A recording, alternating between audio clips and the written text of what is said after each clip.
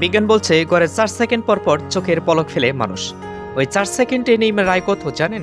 বাংলাদেশি মুদ্রায় 2 কোটি টাকারও উপরে। হ্যাঁ, অবিশ্বাস্য ঠেকলেও গত বছর এমনই আয় করেছেন নেইমার দি জুনিয়র। সৌদি আরবের ক্লাব আল হিলালের হয়ে চুক্তিতে প্রায় বছরে 101 মিলিয়ন ইউরো, যা বাংলাদেশি টাকা দাঁড়ায় 1270 কোটি টাকা।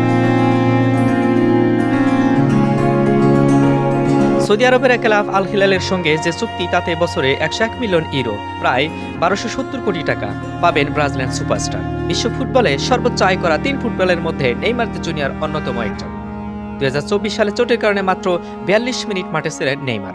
তাতে করে ওই বছর 1 মিনিটে 2.4 মিলিয়ন ইউরো, প্রায় 30 কোটি টাকা আয় করেছেন তিনি। এতেই আপনার চোখ কপালে উঠে গেছে? হ্যাঁ, আরেকটি পরিসংখ্যান শুনুন তাহলে। গত বছর 2 ম্যাচে মাত্র 45 বার বল টাচ করেছেন নেইমার। প্রতি টাচে তার পিছনে খরচ হয়েছে 11 লাখ ইউরোর মতো। বাংলাদেশি মুদ্রায় যার পরিমাণ প্রায় 14 কোটি টাকা। মানে একবার বল স্পর্শ করলে সঙ্গে সঙ্গেই তার অ্যাকাউন্টে জমা হচ্ছে 14 কোটি টাকা। ভাবা যায়? নেইমার দি জুনিয়র। এরকম স্পোর্টস নিউজ পেতে আমাদের সাথে থাকুন, সিমির সাথে থাকুন, সিমি।